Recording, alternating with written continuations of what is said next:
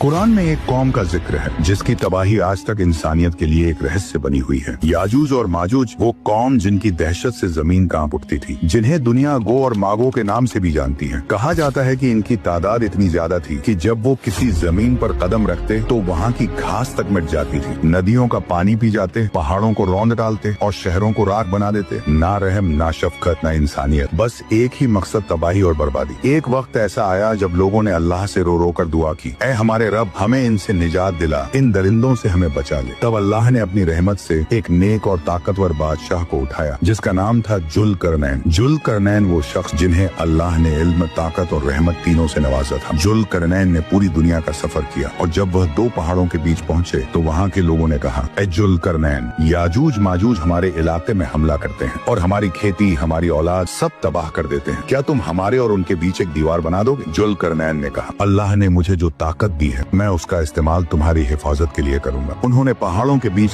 ऐसी मजबूत, भारी और विशाल दीवार बनाई, इतनी मजबूत कि याजूज माजूज ना उसे तोड़ पाए, ना उस पर चढ़ पाए और फिर सदियां बीत गईं। वो दीवार आज भी कहीं मौजूद है मगर कोई नहीं जानता कहाँ है। कुछ कहते हैं कि वो कॉकस पर्वतों के बीच है, कुछ कहते हैं तुर्किस्तान के पास है और कुछ इसे धरती की गहराई में छिपा मानते हैं। मगर इतना तय है, वो दिन आएगा जब यह दीवार टूट जाएगी और जब टूटेगी तो लोग डर से भागेंगे। हर तरफ तबाही और खून होगा। फिर हजरत ईसा अलैहिस्सलाम आएंगे और अपने साथियों के साथ पहाड़ों पर शरण लेंगे और अल्लाह से दुआ करेंगे। तब अल्लाह एक कीड़ा भेजेगा जो याजूज माजूज की गर्दनों में घुस जाएगा और वे सब एक ही रात में मर जाएंगे। सुबह जब सूरज निकलेगा धरती लाशों से भर चुकी होगी, उनकी बदबू से हवा तक सड़ जाएगी। तब अल्लाह परिंदों को भेजेगा जो उनकी लाशों को उठा ले जाएंगे। फिर एक तेज बारिश होगी जो पूरी जमीन को धो डालेगी। हवा साफ हो जाएगी और जमीन फिर से हरियाली से भर जाएगी। याजूज माजूज का यह वाकया कयामत की बड़ी निशानियों में से एक है और यह याद दिलाता है कि चाहे कोई कितनी भी ताकतवर क्यों न हो, अल्लाह की कुदरत के आगे सब कमजोर हैं। बेशक अल्लाह हर चीज पर कादिर है।